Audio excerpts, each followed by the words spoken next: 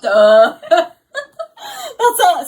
And that's what we're talking about, guys. Today we're talking about... Are we talking about vulnerability? We're talking about vulnerability, but honestly, we're talking about, like, self-image and who you are and how you present that to people so you can create relationships. Yeah. Which I guess is vulnerability, isn't it? 100% vulnerability. Brene Brown, I love you. Love you. Do love Brene Brown. She has honestly empowered me to be able to, like, being vulnerable. Mm-hmm. Because before her, I don't think I would have been. But then she goes off and she's like, yes, vulnerability is how you build relationships. And it's exactly when I needed it. It really is. It really is. I was like, okay. You can't form a real relationship without showing who you really are.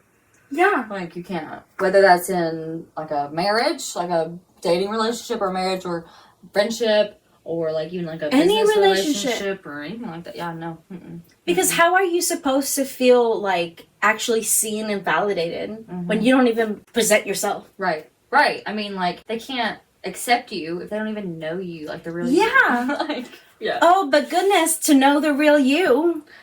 Yeah. But you've got to know the real you.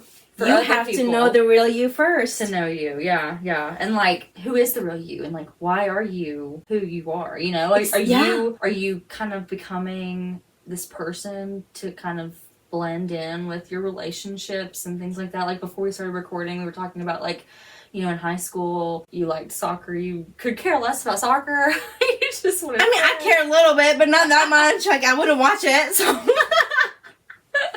I guess I did really just care enough to, like, be able to talk to friends. Yeah, you wanted the friends that, you know, to talk to you about it, and you could be part of the conversation. And yeah, I mean, like, I was guilty of the same thing. Like, I think even for a little bit, it was even soccer.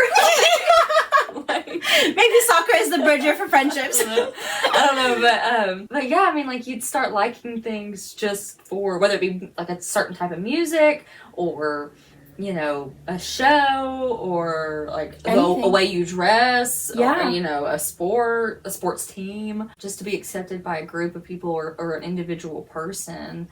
And I'll just tell you, like, with Aaron, like, when we started dating, like, I had no idea about reggae music. I was like, I have no idea. Guys! I was like, whatever, man.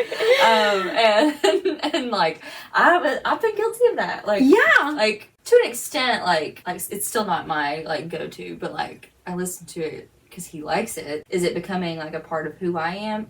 Maybe not necessarily. Well, I will speak into that because, like, I remember when Sam and I first started dating, I didn't really like country music, but he took me to a Drew Holcomb concert, and, you know, like, even though I didn't necessarily like the music, it became our song. Because there was this one song when it played, we were sitting together, and it just, like, felt right. You know, it just made us fall in love together, and till this day, it became part of our wedding. And, you know, a lot of, like, my friends before this, like, made fun of me because I have been saying, like, to have a certain song for my, like, wedding dance. Yeah. And I had been saying that since I was 15. The same song, 1,000 Years from Twilight. Oh, so I've been, like, so adamant. Yes. And then I met Sam, and we had a completely different song.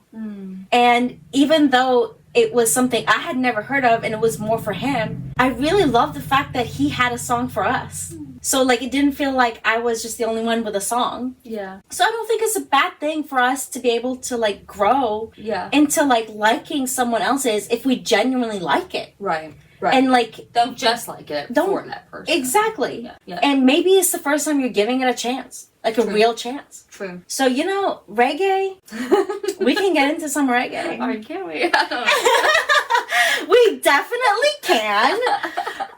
But I hope he's not watching this. Yeah, he will. I hope he is. But that's why it's hard. It's like you want to have a relationship, you want to be yourself, and you want to know what yourself is, but you don't know if it's going to be accepted. Like, it's this whole, like, teenage experience. I feel like it's just like being a teenager. It's like figuring out who you are and where you belong. Right. But even, like, when you do experience those, like, it really does develop who you are as an adult. Yeah. Because I've now seen people struggling from those days, myself included. Like, I spent a lot of years just trying to become or living for my memories or what I thought people needed me to be so that way I would be accepted. Yeah. And I never even thought twice about what I actually liked, who I actually am. None of it. Mm-hmm. There was like no room or purpose for me to just be me. Mm-hmm. There was no room for me. And I think that's what a lot of people feel, is that like there is no room for them to just be who they are. And then they lose sight of who they are. Then they in lose the sight. process of it. Yeah. Yeah. Yeah. I mean, that's definitely, like, I feel like I've experienced that same thing. Like, you know, you just lose sight of who you are. And then, like, when you get down the road, you're like, you have this, like, life event, and that maybe that person that you, like, fashioned yourself after, like, is no longer in your life. And you're like, who am I? And Literally, who like, am I? Start over, like, from the ground up and, like, really do some soul searching. And then, like, I think that's how, like, personally, like, I can speak to myself. Like, I think that's how you kind of, like, spiral. Kind of, like, go off the deep end in some areas, or, like, struggle in others, and, like, have these, like, crazy, like, behaviors, I guess. Yes. I mean, you're already not being you, so you might as well be you in a crazy way. Yeah. Because you gotta figure it out. You know, you're, like, overcorrecting. Yeah. And you're trying to figure it out, but you have nothing to fashion it after, so you're just grasping at the air, because you're so used to fashioning it after that person, rather than being so in tune with who you are. And I think that's a discipline. I mean, I think we live in an age where we're scared to be alone. We're scared to be who we are. Yeah. I genuinely think that. Like, we're scared to be alone to figure out who we are. Yeah. Like, like, we're constantly, like, scrolling rather than sitting alone, journaling, or with our thoughts, like, with our feelings. Have to have the TV on at all times, have to have music on, have to have some kind of distraction, like some kind of noise, instead of just being alone to figure out, like, or to process, you know, an event or a trauma or anything, figure out who you are. No, you don't give yourself the time. So it's impossible. Honestly, one of the worst things about being inpatient when you're getting, like, that mental health treatment is the fact that they take away your phone and all electronics. Any communication. So you're forced to do that. Like, you have no option. Mm-hmm. And, like, you know, there's a difference between being forced to do it for 3 days and then forced to do it for 4 months. Yeah. And I had to figure out, you know, the landline. That became my main communication to Sam. Like, you remember picking up that phone with the string, and I'm sitting here like, I hope he picks up, because if he doesn't, like, I don't know what else am I going to do, because my time will be over. Right. You won't get another opportunity for tomorrow. Not that day. Yeah. So, like, yeah, I think that really did put in perspective of having to sit there and, like, be with yourself. Yeah. And be with your feelings, be with your brokenness. But at the same time, like, for the first time, and that's why I loved actually being inpatient. Mm-hmm. I think that's one of the benefits that people really seek when they're going in it, is that disconnection from the world. Yeah. Like, they just want to be disconnected. They don't want to live in this world anymore. They want to escape. They want to escape and truly escape. Like, people try to escape with vacations. They try to escape with social media. That's not even an escape. Like, escape with drugs. There's so many ways to escape. And a mental institution is one of them. That's an interesting way to look at it. I would have never thought of it like that, but, like, I've seen people over and over again, and they do this. To escape their problems. To escape their life, to be able to restart. Yeah. And I've seen people now do it 3-4 times, because ours is a 3-day program. Yeah. So, like, they really do just get, like, a booster reshot, like, of their life. Oh, yeah. But I constantly tell them, I'm like, okay, you're starting over now. You get the opportunity to live a new life. What are you going to do with it? What are you going to do with it? Yeah. Are you going to live for other people? Are you going to continue people pleasing? Are you going to continue morphing into something that they need? Or will you finally choose yourself? Yeah. So I focus my groups on how, like, even today, like, on how to love yourself, how to find yourself, how to accept yourself. Because once you do that, then you're able to actually become this person that's so beautiful and able to give back. Yeah. Like, you're actually able to offer something, because now you've become this unique being. Yeah, you can't offer anything if you don't know who you are. If you're just copying what you see. If you're not taking care of yourself, if you're just being a chameleon. Yeah. You can't offer what a giraffe offers. I'm just using animals at this point. No, it's good. It's good. You know, like, you can't, like, if you're a hand, you can't do what the foot does because you're acting like a foot, you know? Yeah. Like, that's kind of like, that reminds me of that scripture of, like, we all have a part to play. Yeah. And I think that can play into, self-image, like, and comparison a lot. Yeah. Like, it kind of all plays into each other. I think that's why the scripture was made for that. Yeah. I mean, how do you view yourself in terms of, just yourself individually, but yourself in terms of the body of Christ, and then yourself in terms of, relationships. Yeah. And, why do you feel like you don't live up to some type of standard that you've made up in your head, or the expectations of others, like whether it be, real or not, are you a hand or are you a foot? Like, and are you being a chameleon, Yeah. I prided myself on being a chameleon because I'm good at reading people. I'm good at reading situations. So I'm like, I know who I need to be. So reading the situation is very different than being what I need to do that. Right.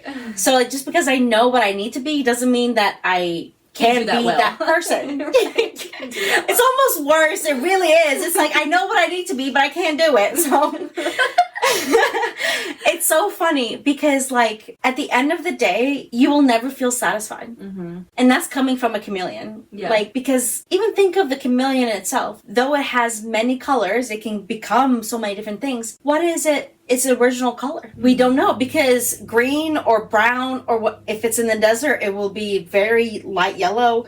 We don't know. It's whatever it flourishes in. Yeah. So like, that's what really helped me, is like realizing, because self-image is something I struggled with for so long. It became intolerable. Like, I didn't even want to have a self-image anymore. I was just like, can I just live my life? Yeah. Like, without my self-image, whatever I think other people think. Yeah, playing into anything. Yeah. Like, why can't I just live my life? Why can't I just enjoy? And it becomes that way, where it's like you're so worried about what other people think, how they will perceive you, how they will like judge you, that you never actually enjoy the life that you have. You're never present. And then that in turn, impacts your self-image, how you view yourself. Yeah. And then, because you're so consumed with what others think, and instead of just being in tune with who you actually are. Yeah. And, who God says you are too. And, Yeah. And that, I think, can play into a lot of your self-image, if you are in tune with that, and knowing that He sees you and He loves you regardless of what little old Susie over here says, Yeah. So. And honestly, and this is something I keep telling myself, like, this little old Susie, she's gonna go home and she's gonna keep living her life. While I'm sitting here determining my entire life on what she thinks and what she feels and what she's been programmed to think. Like, it's so ridiculous to me now that I'm like, this is insane. The way we live our life is insane. And no wonder so many people feel insane. Like, really, because no one feels like they can just be themselves. And when I present the idea, like, of what do you actually like, I ask my members this all the time. What do you actually like? Do you like sports? Do you like painting? Do you like drawing? Do you like hiking? Do you like being outside versus inside versus whoever's around you deciding on what they like and then having to like force yourself to do it versus accepting what you like and going with that and then meeting people who actually like the things that you like. Yeah. And having genuine connections because of it. Because you are being true to yourself. Yeah, that's true. I mean, would you say that your self-image has improved as you've gotten older? Yes, but that self-image is a very hard thing because looking at yourself in the mirror, there's always that like inner critic.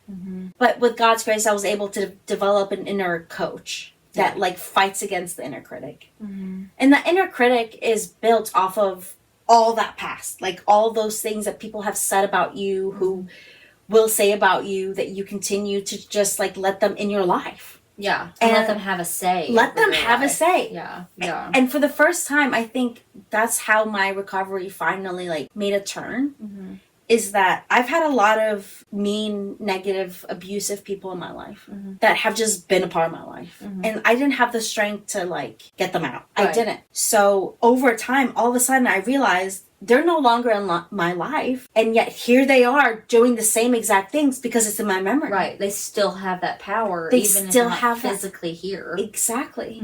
So finally I was like, well, at least I get to choose to be my own champion. against them. Yeah. And like, I may have had abusers, I may have abusers or like negative people in my life. I just don't have to be one of them. Right. Yeah. And you don't have to continue letting them have that power. I mean, yes, you know, you know who you are in Christ, and you can't, like, nobody can take that from you. Even Nobody. in Christ, like it becomes a deeper level, because it's like in your humanity, you are the one that lets people judge you. If they say like negative comments about your body or something about your work, you are the person that could defend yourself and be like, you know what, I'm not perfect.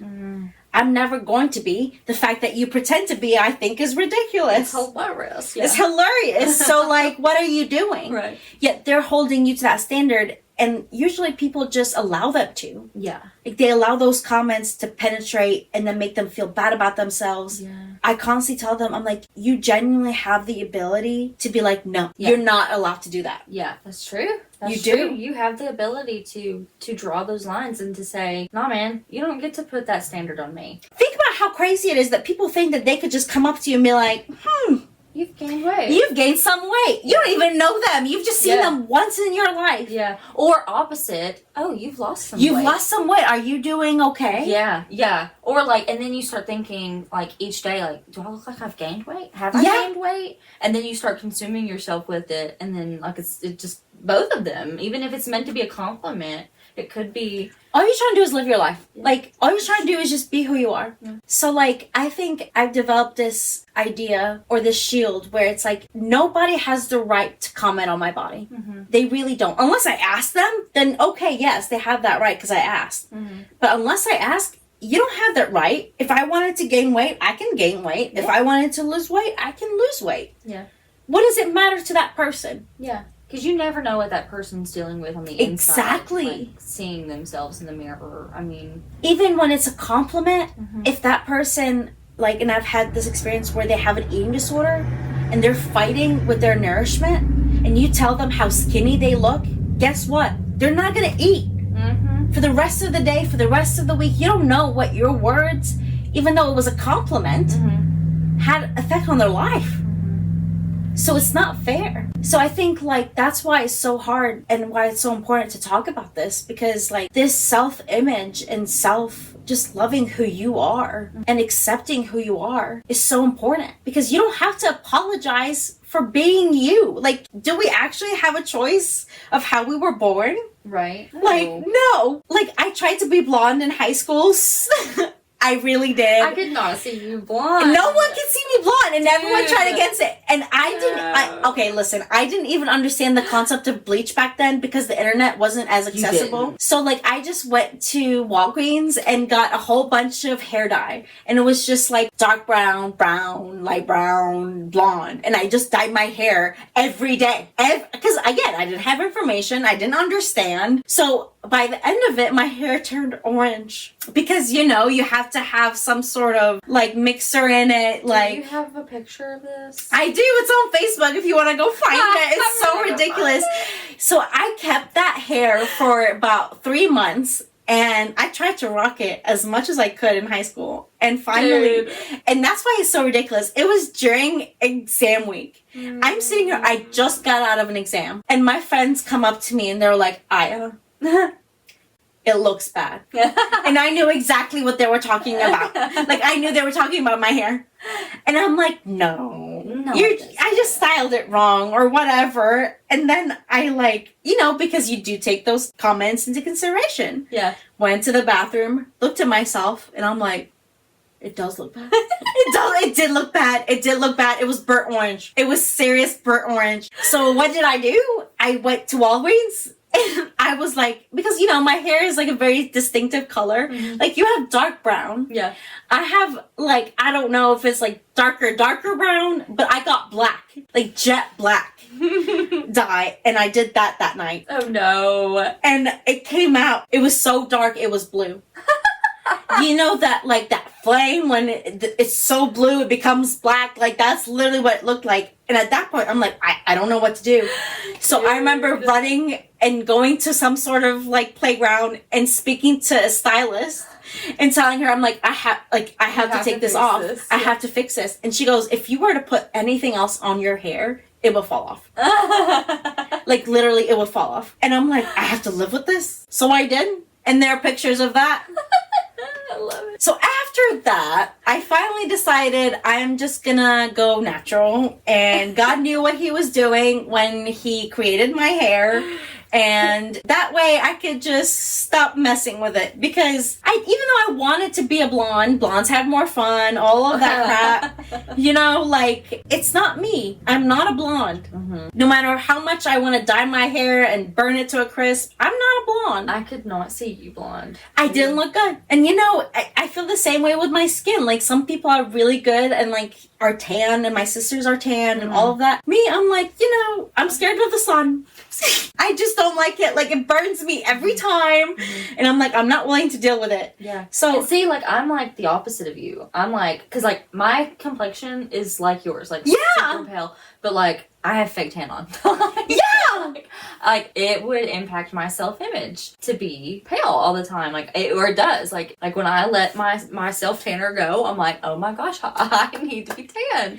What matters is that if you feel like you, when you look in the mirror and you're like, yeah, this is me, that's all that matters. Yeah, but, like, to an extent, though, like, I'm being a chameleon. To yourself or to someone else? Everyone. Interesting. Yeah, I mean, because, like, I'm not being true to myself. Because, like, wouldn't you agree? Like, yes and no, because I also had a nose job. You did. So, like... But you can't, I mean, like, you know... That's what I'm saying. That's like, what I'm saying. When it comes to, like, to me, my nose was a huge, like, part of that hid me. Like, no one really saw me. They determined who I am because of my nose.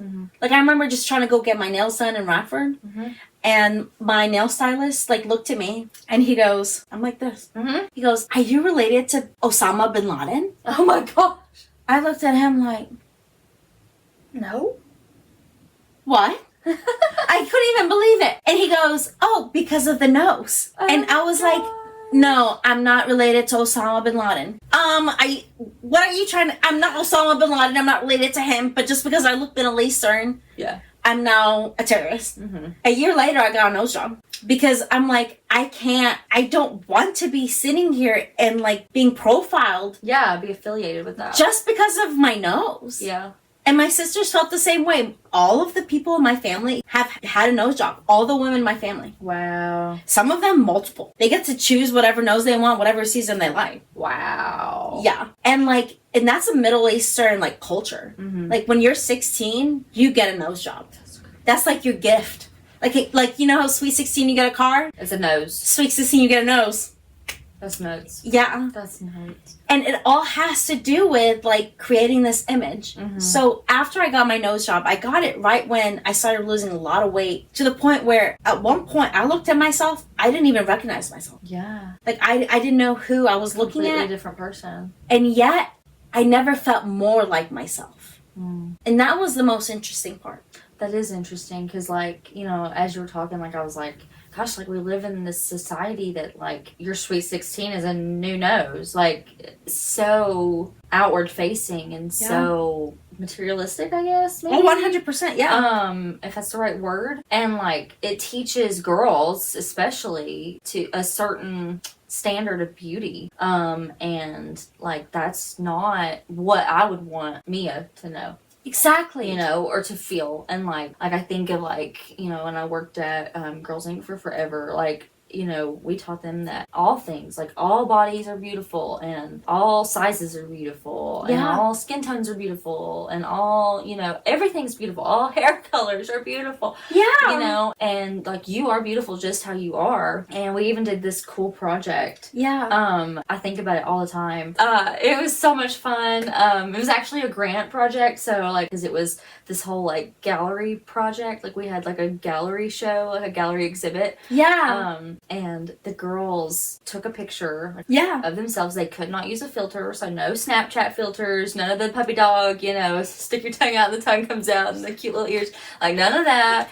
None of the, no edits, nothing. Just you. Yeah. And like you could have makeup on if you wanted to, but like, you were encouraged to just kind of be natural. You could have things with you like that you liked doing, like whether it was like, being outside or like painting or whatever, or it could just be a selfie. Other girls, like all the younger girls, they came in, they got little post-it notes and like went around to each picture and wrote something on the post-it note that they loved, that they found beautiful in that picture, and stuck it on that picture. And I love that. Yeah, and so we had like 80 people go through, and so you had like 80 post-it notes around that picture by the end of the night. So like, I love your blue eyes. Well, that girl could have hated her blue eyes. Yeah. She could have wanted hazel eyes, Yeah. I love your curly hair. And like, I specifically remember the girl with the curly hair, and she always was like, I wish my hair was straight. And I could identify with that, because I like, my hair's straight right now, but my hair is actually curly. Like, I have never seen your hair curly. I would love to see that. Dude, I will wear it curly. Because my hair is a mess, so it looks like Einstein. My hair's naturally curly. What? Super curly. See? Yeah. Oh, dude. Yeah. And the whole goal was that, they would see, like, and they would remember, and they would still instill that positive self-image. And then I think it's important. Yeah, positive self-esteem and self-image and body image. I mean, it's just, you live in a society that, you're told what's beautiful. We see all these models and they all look, the same. They're all, double zeros and have the same features. Like, look at the Kardashians. At this point, if you were to look past, like, the last 10 years, they look different. Now, at this point, they all look the same. Yeah. They all have the same face. Yeah. It's so funny, because I'm sitting here like, wow. So, just, it all is crazy to me. Like, it's just, it's the society that we live in. If you really think about it, it really tries to tell girls especially what's beautiful and dictate that. And it's like, no, man. And it's like, what I realize is crazy is once you accept your own image, beauty comes out. Because you're no longer showing the outer, you're showing the inside. And they say the words like, inside is more beautiful. Inside is way more beautiful. Your heart, your opinion, your thoughts, your mind, the way you treat people shines. Yeah. I don't care what you look like. If you're a horrible person that puts people down, it's gonna show. Yeah. So no matter how beautiful you are, you will still be an ugly person. Yeah, that's true. Versus you just being a person that accepts who they are and accepts other people for who they are. Yeah. You love yourself because you're alive. Yeah. That you're able to love other people, like contribute to society. Like, those are the things that actually give you life. And then through those things, you'll find joy. You'll find joy. Yeah. And you'll discover who you truly are. Yeah. And then be able to flourish in that. Because how are you supposed to create connections or anything if you're not actually being who you truly are? Even if you were to accomplish, like, you pretended to be this whole person just to get this rich man, and then all of a sudden now you're married to this rich man. Now you have to, like, maintain that facade. Yeah. Now you have to maintain this fake person. You know how exhausting it is to be somebody else that doesn't exist? And I think a lot of times that's why people wake up, years down the road. And miserable. Yeah, and then they realize, like, I've wasted my time. Literally wasted their life. And maybe not, but just, in anything. Just in their whole life. Yeah. They wasted their life being someone else. Yeah.